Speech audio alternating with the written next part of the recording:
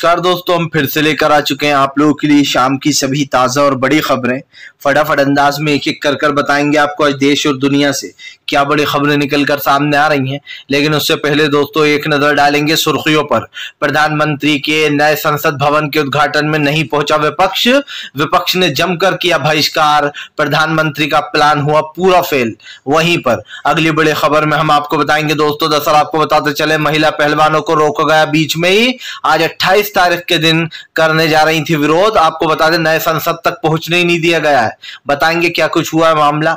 वहीं पर अगली बड़ी खबर में हम आपको बताएंगे दोस्तों, अरविंद केजरीवाल का बीजेपी के ऊपर बड़ा हमला। बोले देश को सिर्फ 31 राज्यपाल और एक पीएम चला रहा है, तमाम जगहों की सरकारों को गिराया जा रहा है। वहीं पर अगली बड़ी खबर में हम आपको बताएंगे असदुद्दीन ओवैसी का बीजेपी के ऊपर बड़ा हमला। बोले शिंदे और फडणवीस बताए लव में जिहाद किधर है, जहां लव है वहां जिहाद नहीं होता। बताएंगे ओवैसी ने लव जिहाद को लेकर बीजेपी को क्यों घेर लिया है। वहीं पर अगली बड़ी खबर में हम आपको बताएंगे प्रधानमंत्री नरेंद्र मोदी पर गरजी ममता बनर्जी। बोले सिर्फ दिखावे के लिए हो रहा है नए उसका उद्घाटन, बताएंगे संसद का। वहीं पर अगली बड़ी खबर में हम आपको बताएंगे राहुल गांधी का प्रधानमंत्री नरेंद्र मोदी के ऊपर हमला। बोले प्रधानमंत्री इधर उधर के काम करके जनता का ध्यान भटका रहा है, महंगाई गरीबी बेरोजगारी पर दें जवाब। वहीं पर अगली बड़ी खबर में हम आपको बताएंगे दोस्तों, दरअसल आपको बताते चले पहलवानों ने रास्ते में ही कर दिया धरना प्रदर्शन। जहां रोका जा रहा है वहीं पर बैठ गए पहलवान। बताएंगे क्या कुछ हो रहा है वहां पर। वहीं पर अगली बड़ी खबर में हम आपको बताएंगे अखिलेश यादव का बीजेपी के ऊपर बड़ा हमला। बोले झूठ की इमारत पर खड़ी है बीजेपी की सरकार, आने वाले समय में जनता को जागरूक करके गिरा देंगे बीजेपी की सरकार को। वहीं पर अगली बड़ी खबर में हम आपको बताएंगे जैसे ही चुनाव आता है बीजेपी करती है लव जिहाद। हिंदू मुसलमान जी है एक बार फिर से गरजते हुए नजर आए हैं दोस्तों, जो है यहाँ पर आरजेडी नेता तेजस्वी यादव। वहीं पर अगली बड़ी खबर में हम आपको बताएंगे दोस्तों कांग्रेस ने खेल दिया कर्नाटक में दांव। जी हां, आपको बता दें मंत्रिमंडल विस्तार के बाद 2024 पर किया कांग्रेस का फोकस, इसके बारे में भी बताएंगे। तो तमाम खबरें फटाफट अंदाज में देंगे, एक एक कर देंगे। फिलहाल से चलिए बढ़ते हैं सबसे पहली और सबसे बड़ी खबर की ओर। दरअसल दोस्तों आपको बताते चले असदुद्दीन ओवैसी का बीजेपी के ऊपर बड़ा हमला। बोले लव में जिहाद किधर होता है, जहां लव होता है वहां नफरत और जिहाद नहीं होता। दरअसल दोस्तों बीजेपी ने इस देश में तरह तरह के कानून ला दिए हैं और जाहिर सी बात है ये सरकार जाएगी तो कानून भी अपने आप ही चले जाते हैं। लेकिन बात ये नहीं है, बीजेपी इन चीजों का यूज सिर्फ इसलिए करती है ताकि वो आने वाले समय में इसका चुनावी फायदा उठा सके। दोस्तों इस धर्म में कौन किस कास्ट में शादी करेगा, कौन किससे प्यार करेगा, लव करेगा, ये उसका व्यक्तिगत सोच है। एक इंसान को हमारे लॉ ने भी ऑर्डर एक तरीके से फ्रीडम दिया है कि वो किसी से भी प्यार कर सकता है, किसी भी धर्म में शादी कर सकता है अगर लड़का और लड़की बालिग हैं तो, 21 के हैं तो। अब 21 साल हो गई क्योंकि बालिग उम्र। लेकिन दोस्तों बीजेपी के अलग अलग कानून चलते हैं। भारतीय जनता पार्टी लव में जिहाद घुसेड़ देती है।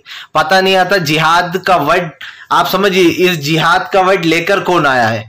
बेसिकली इनको पता ही नहीं है कि जिहाद होता क्या है। हर चीज में जोड़ देना लव जिहाद है ये। मान लीजिए अगर किसी मुस्लिम व्यक्ति ने हिंदू लड़की से शादी कर ली तो इनके हिसाब से वो लव जिहाद हो जाता है। भाई कई सालों से ये होता आ रहा है, ऐसा तो है नहीं कि पहली बार। कभी कभी मुस्लिम लड़कियां भी हिंदू लड़कों से शादी कर लेती हैं। हर धर्म में बेसिकली कहने का मतलब ये है ओवैसी का कि ये एक लाइफ जो है यहाँ पर, ये हमारा जो देश है दोस्तों, इसमें एक तरफ बीजेपी कहती है कि भैया खुले विचार का देश है और हमारे देश में फुल फ्रीडम है इंसान को, लेकिन दूसरी तरफ लव जिहाद जैसी बातें करते हैं। और जाहिर सी बात है कौन किससे प्यार करेगा, कौन किससे शादी करेगा, इसका फैसला लेने वाले आप कौन होते हो। जिसकी लाइफ है वो फैसला लेगा उसको किससे शादी करना है, किस कास्ट में करना है। और वो जाहिर सी बात है दोस्तों ये एक आजाद देश है, यहाँ पर कोई भी फैसला ले सकता है कि वो किसके साथ शादी करेगा, किसके साथ रहेगा। लेकिन बीजेपी ने इसमें जिहाद जैसा वर्ड घुसेड़कर इसको एक राजनीतिक मुद्दा बना रखा है। इसीलिए ओवैसी ने फडणवीस और शिंदे को याद दिलाया कि जहां लव होता है वहां जिहाद नहीं होता है। फिलहाल चलिए बढ़ते हैं एक और अगली बिग ब्रेकिंग की तरफ। बता दोस्तों प्रधानमंत्री नरेंद्र मोदी की विपक्ष ने उड़ाई धज्जियां। प्रधानमंत्री अकेले बजाते रहेगा तंबूरा, कोई नहीं पहुंचा विपक्ष। दरअसल दोस्तों प्रधानमंत्री का प्लान साफ था प्रधानमंत्री ने सोचा नए संसद का उद्घाटन करेंगे, तमाम लोग आएंगे, विपक्ष देखेंगे कि पीएम जो है उद्घाटन कर रहे हैं, फोटो बनेंगे, वीडियोस बनेंगे और लोग जनता देखेगी, 2024 को साधने का भी काम करेंगे। लेकिन दोस्तों विपक्ष भी पीएम नरेंद्र मोदी से 2 कदम आगे निकला। कहते हैं ना कि अगर पीएम 20 है तो विपक्ष 21 निकला दोस्तों, और पीएम नरेंद्र मोदी को ठेंगा दिखाने का काम किया। आज पीएम नरेंद्र मोदी ने उद्घाटन किया नए संसद का, लेकिन विपक्ष ने ठेंगा दिखा दिया। जाहिर सी बात है जो प्रधानमंत्री चाह रहे थे, जो उनको रिस्पॉन्स मिले, वो रिस्पॉन्स तो दोस्तों विपक्ष ने खराब कर दिया। जाहिर सी बात है जब विपक्ष पहुंचा ही नहीं दोस्तों, तो गोदी मीडिया के पास बताने के लिए क्या ही था, बस पीएम नरेंद्र मोदी को ही बता सकते थे। इसीलिए विपक्ष ने दोस्तों पहले ही सोच लिया था कि वो नए संसद भवन के उद्घाटन में किसी भी हाल में नहीं जाएंगे, क्योंकि हमारे देश में दोस्तों सबसे फर्स्ट नंबर पर आती है राष्ट्रपति, सेकंड नंबर पर आते हैं उपराष्ट्रपति, और थर्ड नंबर पर कहीं आते हैं पीएम नरेंद्र मोदी। यानी कि बेसिकली कहने का मतलब यह है कि हमारे देश में सबसे बड़ा पद जिसको मिलता है वो हमारे देश के राष्ट्रपति हैं दोस्तों। द्रौपदी मुर्मू महामहिम जो देश की कहलाती हैं, उनके हाथों से होना चाहिए था ये उद्घाटन। लेकिन पीएम नरेंद्र मोदी का नाम तो फोटो जीबी है, इनको लोग फोटो जीबी के नाम से जानते हैं। नए नए तरीके से वीडियो बनवाना, अलग अलग पोज में फोटो खिंचवाना, पता नहीं चलता है कि ये इस देश के प्रधानमंत्री है या फिर एक मॉडल है, क्योंकि एक मॉडल की तरह ही फोटो खिंचवाते हैं वो। तो जाहिर सी बात है विपक्ष ने इस चीज को नजरअंदाज नहीं किया, इसीलिए विपक्ष आज इसमें नहीं पहुंचा उद्घाटन में। लेकिन गोदी मीडिया को मिर्ची लग गई है। अब गोदी मीडिया विपक्ष को गलत ठहराने में लग गया कि आज का दिन तो बड़ा ऐतिहासिक था, विपक्ष को आना चाहिए था। अरे भाई विपक्ष क्यों आएगा जब इस देश का प्रधानमंत्री जगह जगह राज्यों की सरकारें गिराने की कोशिश करता है, पैसे के बल पर, कभी ईडी सीबीआई के बल पर, तो विपक्ष का आने का तो कोई मतलब था ही नहीं। और वैसे भी दोस्तों 1000 करोड़ रुपए खर्च करके एक नया संसद बनाना ये अपने आप में ही एक बड़ी बेवकूफी है। उसको भी रेनोवेट किया जा सकता था। 1000 करोड़ उठाना, यही पैसा अगर जनता में लगता तो कितना काम आता आप समझ सकते हैं। फिलहाल चलिए बढ़ते हैं एक और अगली बिग ब्रेकिंग की तरफ। बता दोस्तों अगली जो बड़ी खबर निकल कर आ रही, प्रधानमंत्री नरेंद्र मोदी के ऊपर गरजे अरविंद केजरीवाल, बोले इस देश को 31 राज्यपाल और एक पीएम चला रहा है। दरअसल दोस्तों इस देश पे हमेशा ये आरोप लगते रहे हैं पीएम नरेंद्र मोदी की सरकार पर कि इस देश का प्रधानमंत्री सरकारें गिराने पर बिलीव करता है। अगर जनता वोट ना दे तो सरकार गिरा दो पैसों के बल पर, अगर पैसा ना चले तो सीबीआई और ईडी के बल पर गिरा दो, लेकिन गिराओ जरूर। लेकिन दोस्तों सबसे बड़ी बात यह कि क्या ये लोकतंत्र के दायरे में आता है? और अगर आप सच पूछेंगे तो ये लोकतंत्र के दायरे में नहीं आता है। इसके 2 रीजन साफ है दोस्तों। जहां जनता आपको वोट देकर जिताती नहीं है, आप कहते हो कि हम सरकार गिराकर, जहां आप सरकार बना लेते हो आप कहते हो कि ये तो जनता चाहती थी। भाई अगर जनता चाहती तो आपको वोट देती, सरकार थोड़ी ना गिरानी पड़ती आपको। लेकिन आपकी बेशर्मी ये है कि आप सरकार गिराने के बाद बेशर्मी से ये बोलते हो कि जनता चाहती थी ऐसा कि यहाँ बीजेपी की सरकार आए। अगर जनता चाहती थी तो वोट क्यों नहीं दिया? क्यों आप कर्नाटक हार गए थे? क्यों आप जो है यहाँ पर राजस्थान हारे? क्यों आप मध्य प्रदेश हारे? लेकिन आपने चालबाजी से सरकार गिरा दी विधायकों के बल पर, और उसके बाद भी बेशर्मी से आप कहते हो कि ये जनता का फैसला था, जनता ने थोड़ी किया सरकार गिरा दो। यही बात है जो केजरीवाल दोहराते हुए नजर आए। केजरीवाल का कहना है कि हमें एक सुप्रीम कोर्ट ने फैसला दिया जिसमें साफ कहा गया कि दिल्ली के जो मेन बॉस होंगे वो केजरीवाल ही होंगे, वही फैसले लेंगे किसका तबादला होगा, किसका जो है ट्रांसफर होगा, किसकी नियुक्ति होगी। लेकिन उसके बाद भी दोस्तों बीजेपी ने अध्यादेश कानून लाकर रातों रात सुप्रीम कोर्ट के फैसले को पलट दिया, जिसके बाद कहीं ना कहीं अरविंद केजरीवाल बीजेपी के ऊपर हमलावर है। केजरीवाल का साफ कहना है कि फिलहाल प्रधानमंत्री नरेंद्र मोदी न सुप्रीम कोर्ट को मानते हैं न सुप्रीम कोर्ट के जस्टिस को मानते हैं। फिलहाल चलिए बढ़ते हैं एक और अगली बिग ब्रेकिंग की तरफ। बता दोस्तों अगली जो बड़ी खबर निकल कर आ रही है आपको बताते चले दोस्तों, ममता बनर्जी का बीजेपी के ऊपर बड़ा हमला, बोले प्रधानमंत्री दिखावा बंद करें। दरअसल दोस्तों विपक्षी लगातार गुस्सा हो रहा है।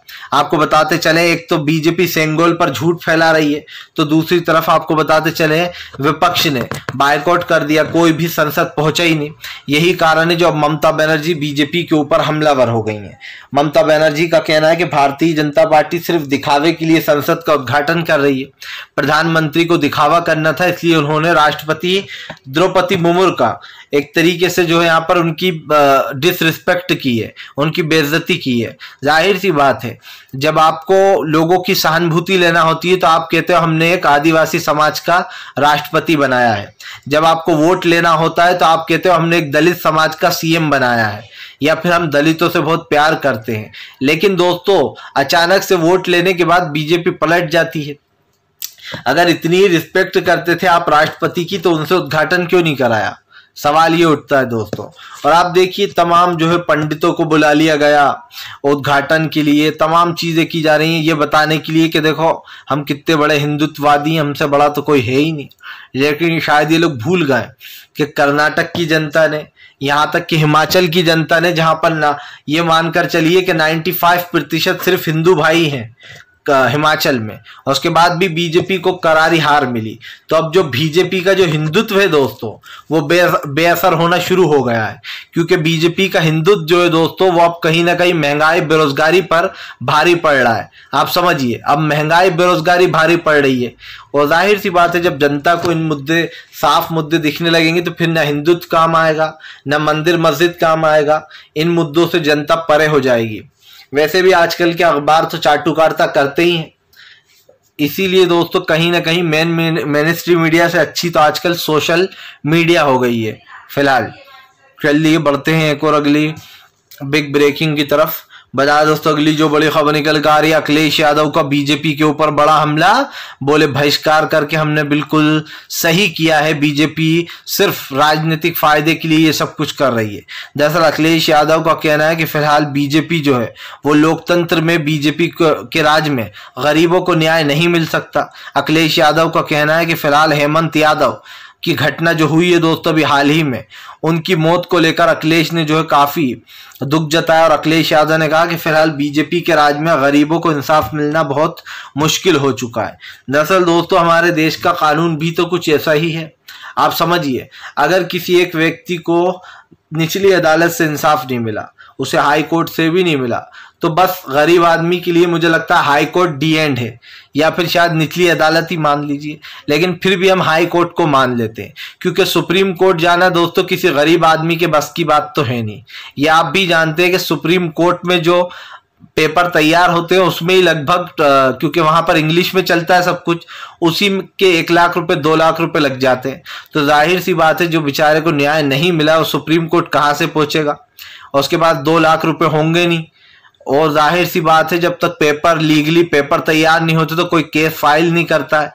वकीलों की जो आजकल वो है दोस्तों, एक तरीके से उनकी जो सैलरी मान लीजिए, या फिर जो आपसे पैसा लेते हैं, वो कितनी ज्यादा फीस हो गई आप भी जानते हैं।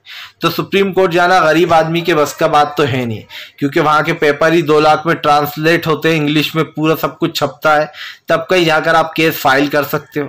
और यही कारण है जो अखिलेश ने बिल्कुल सही कहा है कि फिलहाल बीजेपी के राज में गरीबों को न्याय मिलना तो दोस्तों मुश्किल ही है। मुश्किल इसलिए है दोस्तों कि अगर बीजेपी का नेता होगा, वो कितना ही बड़ा रेपिस्ट हो, खूनी हो, गुंडा हो, मवाली हो, लेकिन बीजेपी उसको बचा लेगी। लेकिन अगर आम जनता के ऊपर दोस्तों झूठा आरोप भी लग जाए तो उस बेचारे की चप्पलें घिसी जाती हैं आने जाने में। और यही कारण है जो अखिलेश यादव ने बीजेपी को उनकी सही जगह दिखाने का काम किया है। फिलहाल चलिए बढ़ते हैं एक और अगली बिग ब्रेकिंग की तरफ। बता दोस्तों, अगली जो बड़ी खबर निकल कर आ रही है, आपको बताते चले दोस्तों, 2024 से पहले कांग्रेस ने खेल दिया मास्टर स्ट्रोक, कर्नाटक के जरिए लोकसभा चुनाव का रास्ता मिल गया है। आपको बता दें दोस्तों, कल कर्नाटक में कांग्रेस के कैबिनेट का विस्तार हुआ, लेकिन इस कैबिनेट विस्तार में दोस्तों एक बहुत बड़ी चीज देखने को मिली। कांग्रेस ने उन चेहरों को चुना है दोस्तों जो लोकसभा चुनाव में 2024 के लोकसभा चुनाव में कांग्रेस को जीत दिलाने का काम करेंगे। कांग्रेस ने बहुत सोच समझकर और बहुत सही तरीके से दोस्तों उन लोगों को जगह दी है मंत्रिमंडल में जो सबसे मजबूत है। और आप यकीन मानिए 2024 का खेल भी यहीं से शुरू होगा, क्योंकि कर्नाटक ही वो राज्य है जहां पर एक बार इंदिरा गांधी ने अपनी सत्ता पलटने के बाद अपना गेम वापस से ओपन किया था और ये कह सकते हैं कि सत्ता में वापसी की थी। यही कारण है जो राहुल गांधी भी अपनी दादी के इतिहास को वापस से दोहराना चाहते हैं। कर्नाटक तो उन्होंने फतेह कर ही लिया है। कर्नाटक के जरिए अब लोकसभा चुनाव पर भी कांग्रेस की नजर है, लेकिन बीजेपी को इससे बहुत बड़ा झटका लगा है, क्योंकि जाहिर सी बात है पहले तो बीजेपी के हाथ से बिहार निकल गया। आप सब जानते हैं कि लोकसभा चुनाव में बिहार और उत्तर प्रदेश ये दो सबसे बड़े राज्य हैं जहां पर सीटें की तादाद जो है वो बहुत ज्यादा है। ऐसे में अब बीजेपी के पास सिर्फ एक राज्य बड़ा रह गया है जो कि उत्तर प्रदेश है, लेकिन जो दूसरा राज्य था बिहार वो तो निकल गया बीजेपी के हाथ से, क्योंकि वहां पर कांग्रेस और मिलीजुली सरकार है गठबंधन की, आरजेडी जेडीयू और कांग्रेस की।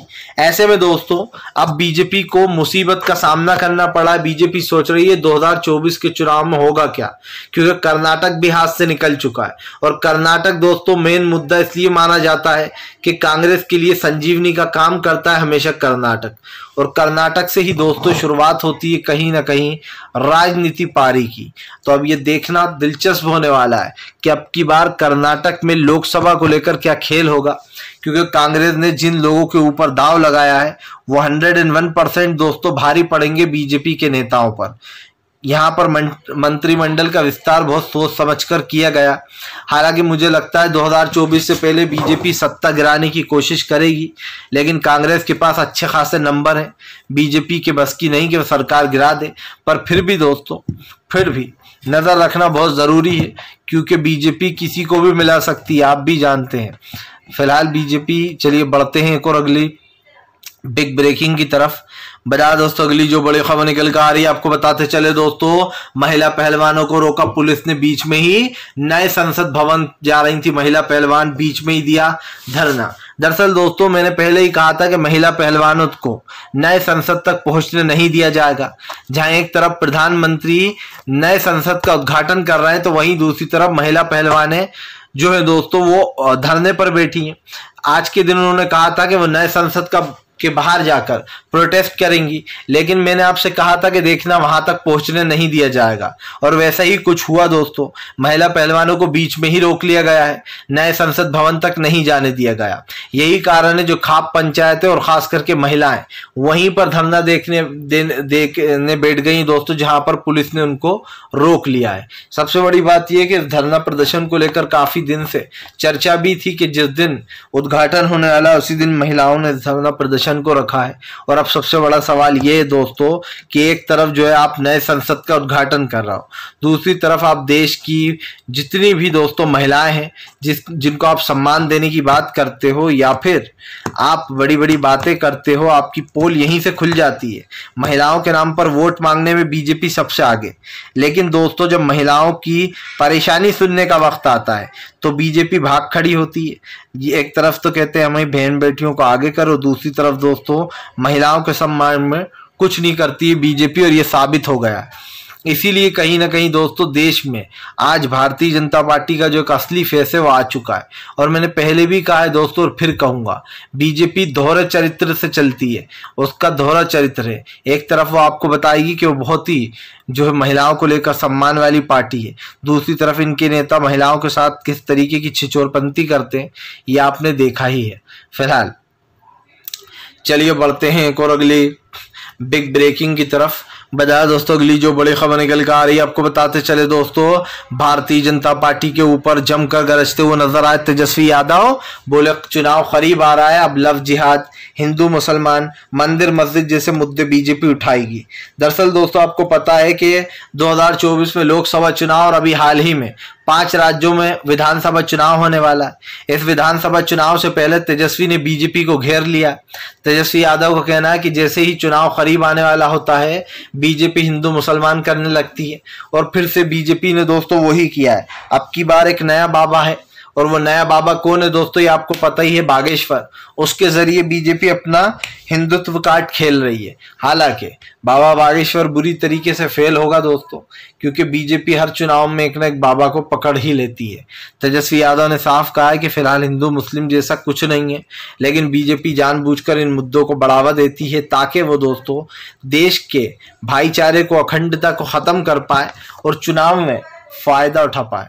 फिलहाल वीडियो अच्छा लगे तो लाइक जरूर कीजिएगा और चैनल को